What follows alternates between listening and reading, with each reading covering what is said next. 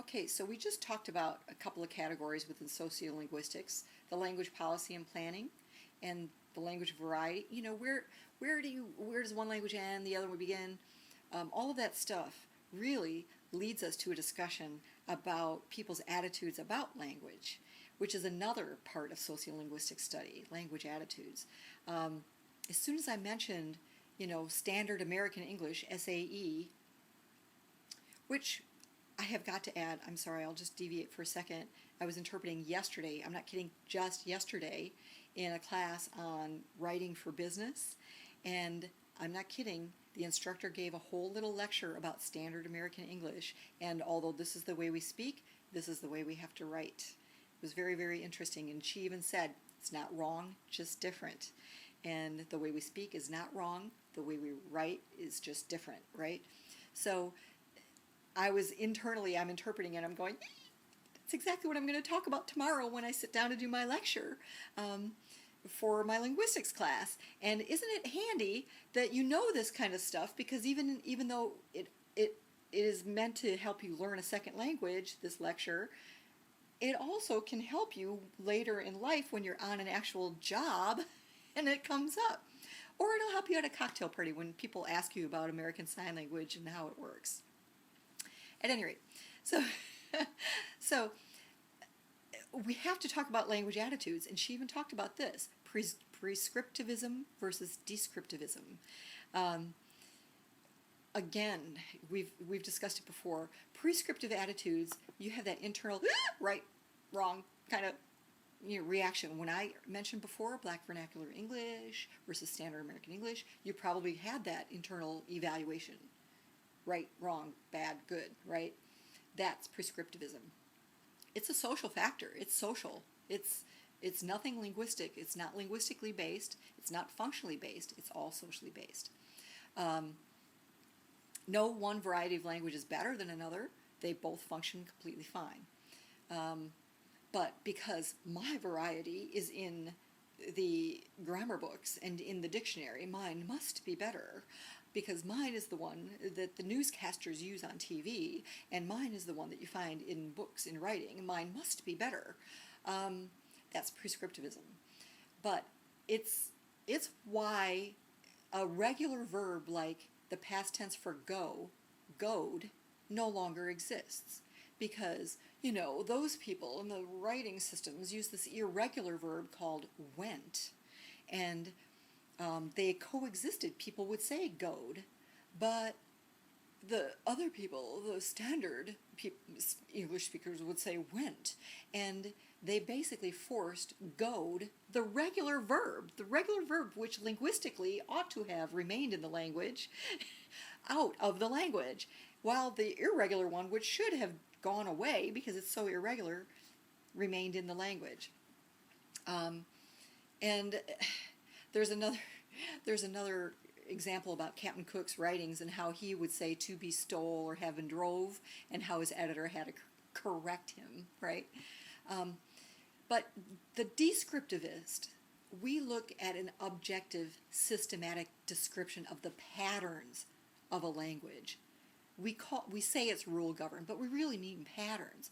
And we have to be careful because those patterns change over time. We're going to talk about those in a minute, the changes over time. But it doesn't matter whether they have social prestige or not. They still function fully, and they still work fully as languages. And you can ask somebody, you can call somebody on their use of ain't, or irregardless, or where are we going to, or where is he at, and ending sentences with preposition, those kinds of things. We can call somebody on it, they'll go, oh, that's a rule, and I just broke it. And they know they break it, but they continue to break it anyway, right? It's not a rule. A descriptivist would say, you know what? It's part of the pattern of the language. That word now exists in the language, ain't, or irregardless, or whatever.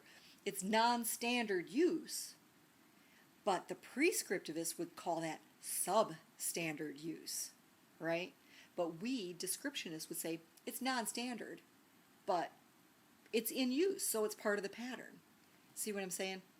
So we have to be careful about that. We can all talk about rules that we break, can't we?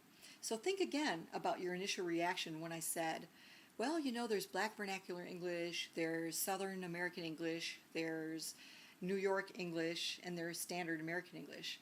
So how was that reaction? Was it prescriptivist or was it descriptivist? Okay, any discussion of sociolinguistics would be incomplete without talking about jargon or slang. So what kind of immediate reaction did you have to those two words? Slang, did you think, wrong, bad, prescriptivist? Remember the descriptionist mantra: not wrong, just different. Not wrong, just different. So what happens with jargon is we see people in specific professional fields speak in a specific way that other people can't understand, or the military has their own and the Navy has their own specific jargon. We have our own jargon, and that's what the Coakley project is about, is finding out how our jargon differs or varies from the way people who are not in our field view those words. Slang, on the other hand, we go, oh, bad, oh, no. Slang is not wrong. It is the way language is flexible and living and always will be changing. And it can happen, it always conforms with the existing patterns of any given language. You're not going to all of a sudden have a word invented by kids that has a rolled R in it or whatever, you know what I mean? And it's not going to have an irregular verb like went, you know what I mean? So it's not that it's bad, it's just that it's not part of the standard, and sometimes you can say it's not part of the standard yet because it starts to spread. So it actually changes the language itself. So that leads us to discussion about the last area of sociolinguistics that our authors talk about, and that is historical change. Now, it's not only new lexical items that get interjected into a language via slang or whatever. Pronunciations, phonology can actually change. The morphology, remember the went and goed thing, can change. Obviously, new lexical items are added every year. The Oxford English Dictionary guy comes on TV every year and says, these are the new words we just added and the old words we took out. Syntactic structures, discourses, they all change, right? I'm asking you to look at the Lord's Prayer and pick out some exact changes. But a lot of the changes do happen because of the younger generation and their use of slang. And there are 3 ways that they do it. They take an old word and give it a new meaning, like cool or dog. They invent a whole new word like hinky or punked, sorry. For deaf people, that is that or that. This didn't used to be actually part of the language, the standard language. It was slang that kids used, and before you know it, the adults started seeing it and they took it up, right? Same with this. It used to be just a real sort of a college kind of partier kind of sign, and now it's like pretty much any big party. Now, a third way they do it is that kids will just lop off an entire part of a word, clip it off entirely. So a word like disrespect just becomes dis, or radical becomes rad. Or for deaf people, it looks like this, becomes this, right? So, and what happens with this process, the 3 things, is that kids share them amongst themselves, right? And then sometimes some of the older generation or their parents start picking up on it, and sometimes the parents start to use it or the media starts to use it, and then it may spread and become part of the standard part of the language rather than non-standard, not substandard, non-standard or slang usage. Hopefully that makes sense for you.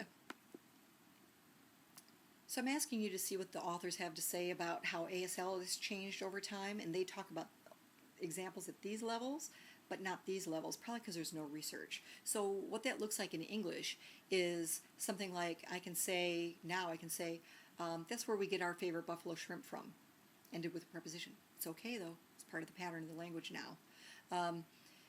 Second thing, our dog knows commands, but does she follow them? Not so much. That's a discourse thing. Okay, good. So hopefully that'll help you out, and I'll talk to you in a minute about variation. Woo!